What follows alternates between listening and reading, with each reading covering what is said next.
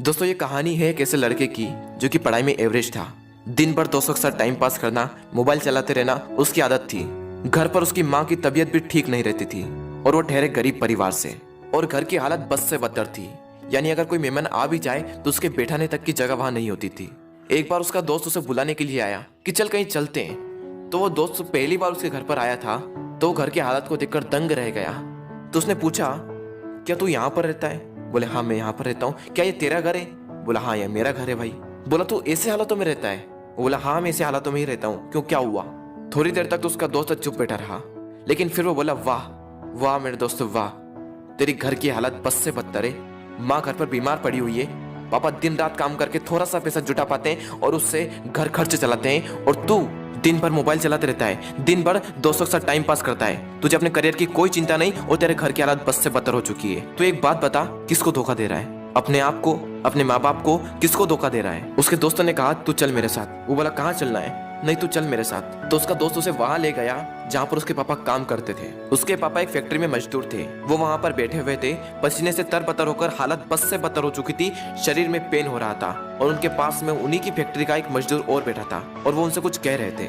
और वो कह रहे थे कि यार मेरी पत्नी घर पर बीमार है, इलाज कराने के लिए पैसे भी नहीं है। मैं दिन रात मेहनत करके सिर्फ 2 वक्त की रोटी जुटा पाता हूँ और उससे सिर्फ घर का खर्च चलता है और कहीं पैसा बच ही नहीं पाता। अभी तो बेटे के स्कूल की फीस भी भरनी है। यार इससे बेहतर तो मौत ही है। जिंदगी दुख का दूसरा नाम बन चुकी है। मैं तंग आ चुका हूँ इस जिंदगी से। अब तो सिर्फ मेरा बेटा ही मेरी आखिरी उम्मीद है। उसके पापा कह रहे थे कि देखना एक दिन मेरा बेटा इससे भी बड़ी फैक्ट्री का मालिक बनेगा। वो लड़का और उसका दोस्त दोनों उस चीज को देख रहे थे और पूरे गौर से सुन रहे थे। तभी उसके दोस्त ने कहा, देख देख कैसे जीते हैं तेरे पापा।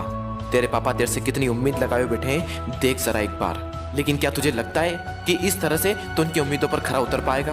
एक बार तो अपने पापा की हालत को देख कि कैसे जीते हैं, और एक बार तो अपनी हालत को देख कि तू कैसे जीता है। वो 2 कौड़ी का मोबाइल तेरे पापा से पढ़कर है। वो 2 कौड़ी की लड़कियां जो जिंदगी में सिर्फ कुछ पलों के लिए आती है और फिर चली जाती है, वो तेरे पापा से पढ़कर है।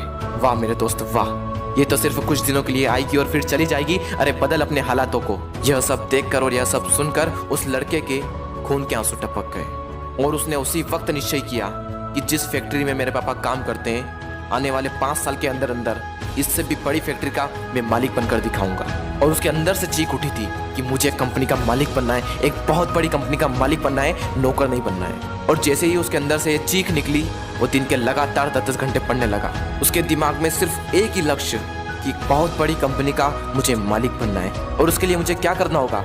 उसके लिए मुझे पढ़ना होगा, और मैं पढ़ूंगा। कोई माई का लाल ऐसा नहीं है जो मुझे रोक सकता है पढ़ने से। और आखिरी के सिर्फ 1 महीने में पढ़कर पूरे स्टेट में टॉप कर दिखाया। सब लोग हैरान हो गए कि ये कैसे हो गया।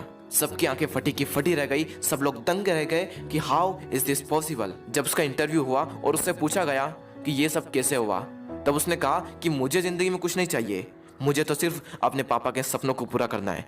मेरे पापा का सपना है कि जिस फैक्ट्री में वो काम करते हैं उससे भी बड़ी फैक्ट्री का एक दिन में मालिक बनकर दिखाऊं। सिर्फ इसी सपने को लेकर मैं इतना पढ़ पाया और अपने प्रदेश में फर्स्ट आ पाया। दोस्तों हो सकता है कि आप इस कहानी की शुरुआती पार्ट को अपने आप से रिलेट कर पाओ। इंडिया में मैक्सिमम लोग या तो मिडिल क्लास फैमिली से बिलोंग करते हैं या फिर पुअर फैमिली से बिलोंग करते हैं। हर बच्चे के पापा बहुत ही संघर्ष करके उसे पढ़ाते हैं। हो सकता है आपके घर की भी यही हालत हो। उस कहानी में उस लड़के ने रियलिटी को एक्सेप्ट करा और अपने हालत